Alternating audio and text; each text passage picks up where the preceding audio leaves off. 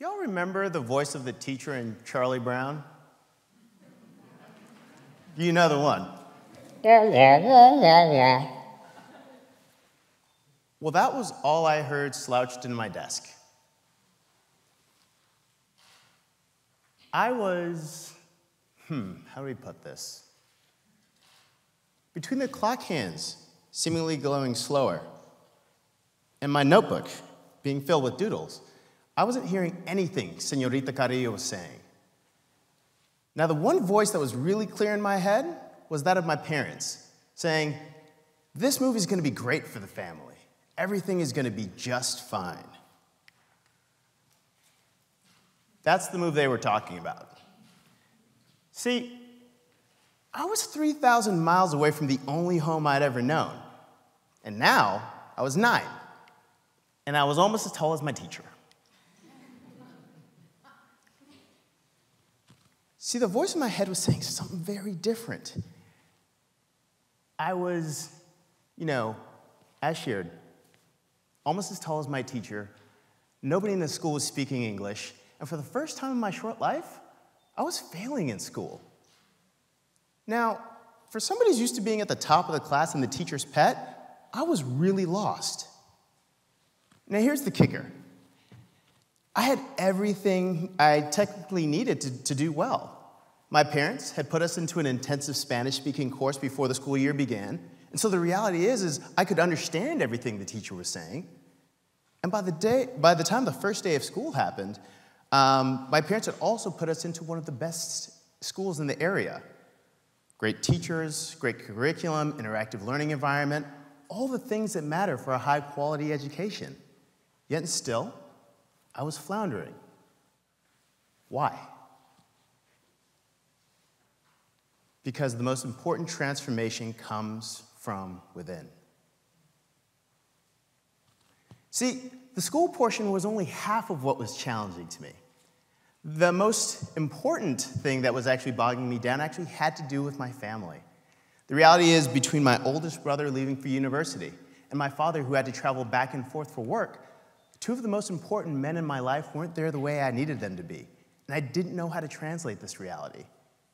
And my reality wasn't going to change until I was able to dig deep and do my work. This looked like two different things. Some of this looked like being able to rely on my siblings, who were dealing with it significantly better than I was. And the other half of it had to do with confronting fear. Fear of not being good enough. Fear of not fitting in. Fear of not being able to succeed in something so different. I had to make it past these challenges by finding my voice and learning to love myself. And it was a lot of work. But once I did this work, I was able to build off of all of the great external resources that existed. All of the curriculum and the teachers. They actually had a foundation that transformation could build off of. And by the end of the first year in that school, I was at the top of my class again, in my second language. And I know I'm not alone here. If you can think back to some of the most challenging experiences in your life, and whether those scenarios are ones where you thought that you had everything you needed to succeed, yet still there was something inside that kept you from being able to achieve everything it is you knew you could. The scenario that comes to mind might be a relationship. It might be an academic scenario. It might be a professional goal. But regardless of what, the vast majority of the growth in getting to where you needed to get came from inside. Transformation, the most meaningful transformation, comes from within. Now, this is the case for us as individuals, and after about 10 years of actually doing work across the country, of being able to greatly transform and improve some of the most academically challenged regions of the country, I've seen that it's also the case for our school communities.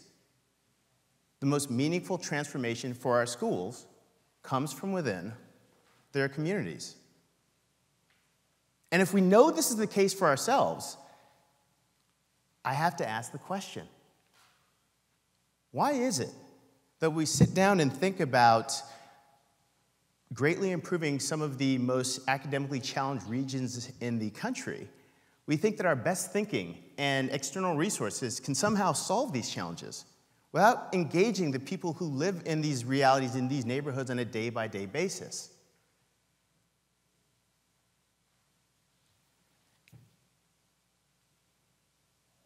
So, in the 10 years in which I've been doing this work, I've spent the vast majority of my time having conversations with the people that are deemed necessary for transformational change to happen. These people are mayors, school board members, teachers, educational experts, policy leaders, legislators. And when we were able to focus our conversations on talking about kids, the vast majority of these conversations would center around how to scale up high-quality traditional public and district schools and charter schools that were working, how to make sure that the best educators would actually go and work in these schools, and eventually how to sustain these schools financially. And don't get me wrong, these conversations are extremely critical and need to happen. But here's what's missing from them. Putting all of this great thinking on top of our communities is very akin to the realities that I faced in Mexico. Younger me. Remember? I had access to all the great curriculum. I had access to great teachers. But there were a mountain of things that were on top of me that until I made it through those, until I was engaged in this process, nothing was going to move.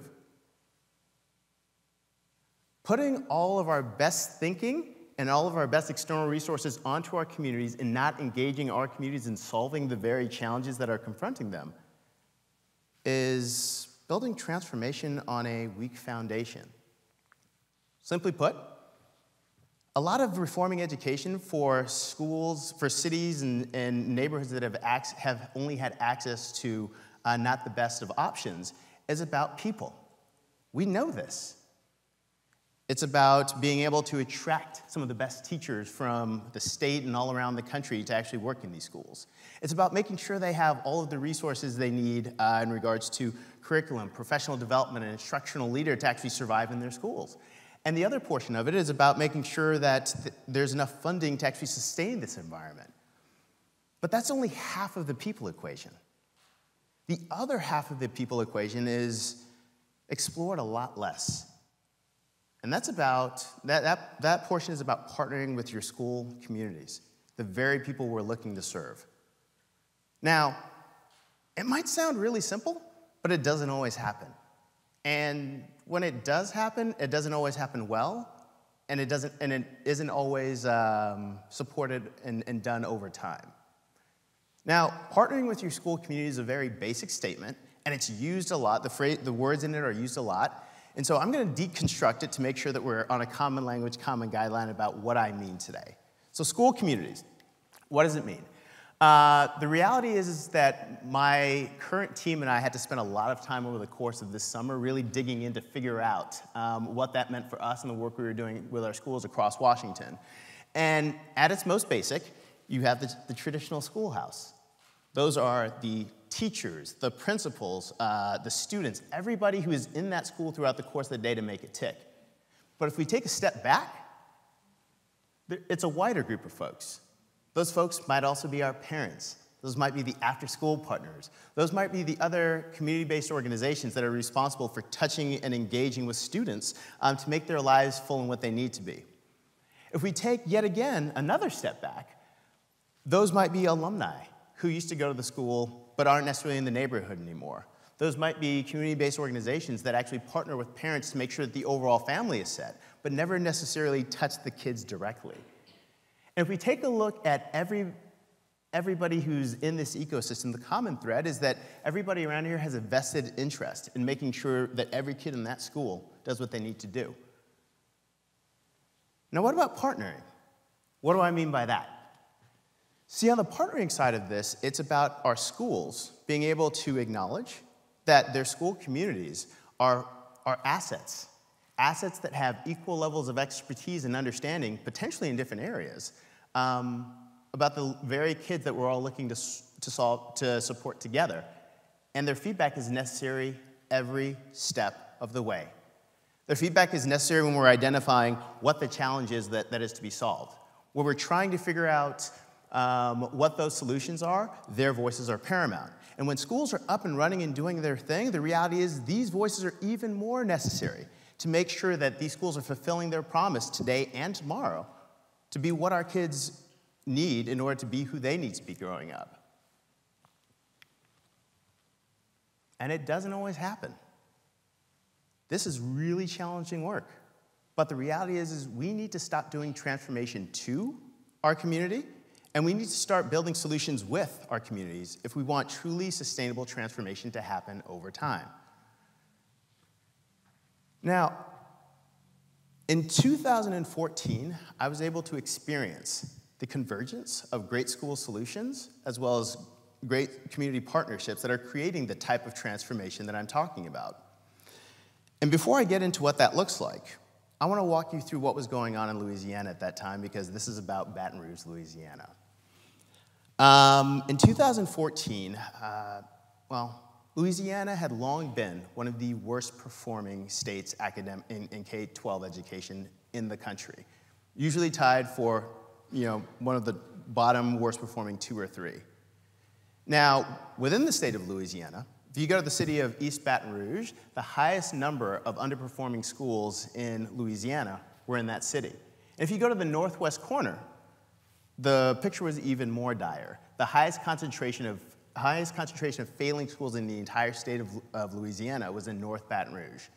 In that area, there was a 100% chance that you lived in a household that was low income. There's a 95% chance that you were African American. And 9 times out of 10, the reality is you were going to be going to a school that was deemed failing by the entire state. The number of challenges in this city were dire. But here's the deal. This actually did not unnerve the folks that were community leaders there. The folks that were community leaders actually, instead of deciding to dial down their efforts for reform, decided they were going to dial it up. They decided they needed to work even closer together if they wanted to achieve what they needed to achieve for their kids and for their community. And what this looked like was an ecosystem that was very unlike anything it is I had ever worked in. So much to the point that when I got to the point where when I was interviewing to work at New Schools for Baton Rouge, a community-based organization, most of my time going through an interview was spent with folks that were in and of the community. The chief operating officer for the Chamber of Commerce, a pastor, the local head for a community-based foundation, and a number of other community leaders. When was the last time any of you were interviewed by your community? They were interviewing me because they wanted to know my values, and they wanted to know that I cared. Now, I'm proud to say that a few weeks later, I accepted the position and the opportunity to move to Baton Rouge to actually work with this community to build and implement their vision. And the vision was simple: to create a city where literally every kid, regardless of zip code, race, ethnicity, had access to a world-class education, period. By the time I got to Baton Rouge, these efforts were already underway about engaging the community. Pastor Jetson, who was not just a pastor, not just a lifelong community member, and not just a board member at New Schools for Baton Rouge, the organization that I was working for, he had spent the last few years engaging community members and parents in dialogue to understand what it was that they wanted, instead of just having educational experts say, here's what you need in your schools. He pulled these groups together, and by the time I got there, there were over 1,500 folks who had either provided perspective or actually signed off on, yep, this is what I want in my school. And they gave us a really clear map that let us know exactly what we needed to provide to the community. This map was our North Star. Now, organizationally, we doubled down on this North Star and said, let's create a community schools committee. Let's create a group of ever-growing community leaders, so every time we actually have one of these prospective schools come into town to say, here's what our school model does, they can chime back and say, here's what's going to work for our kids, and here's actually what's not going to work. Go into your homework, come back and let us know how you're going to support our kids. That iterative process created school solutions that would be more based off of what would work for the kids that were actually living there. Ultimately, any of the decisions that were made by us and recommendations that were made by myself and the team that we had were funneled through our board. And our board was also a group of grassroots and grasstops community leaders who would only sign off on things that align with the community. In short, what I'm trying to highlight is the community itself was responsible for being able to let us know exactly what they wanted and what they needed in regards to what the challenges were and actually how to solve them. Fast forward to a few years later, when it's actually my time to actually leave Baton Rouge.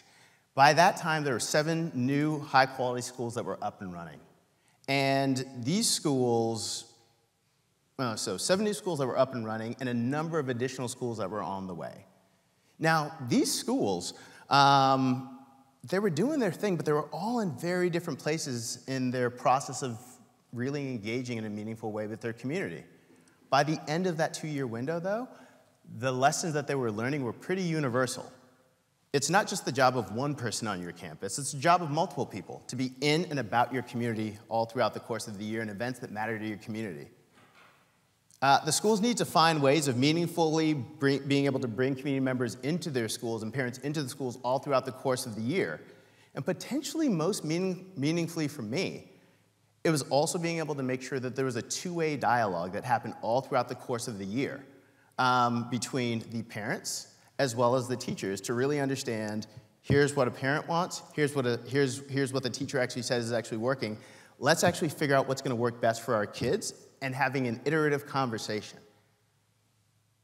Now this process, it's not perfect, but it is a growing one. The important thing is that parent and community voice is also continuing to shape not just where the schools are, but also where the schools are going. I know there might be a few of you who are thinking, this sounds great, Bing, but is it working? Baton Rouge as a city is really early in its process of transformation, but yes, it is working. How do I know? Well, I'm going to share 2 lenses. The first is about community engagement. Once upon a time, through prior iterations of transformation, schools would really be at odds to be able to get any parents into school buildings for any of their events. And that's not the case today. If you need to get to these events 30 minutes early if you want to be able to access any relevant parking. And if you are part of that late group, I'm sorry, people, it's standing room only. The reality is that because these schools have done such a great job of being able to engage their parents and community partners, all of them are invested in being able to make sure that these schools are doing what they need to do for their kids, because it's everybody's kids, not just the school's kids, not just the parents' kids. Everybody in that school community feels like they are invested in that process. The other lens I'd like to share is one about academics.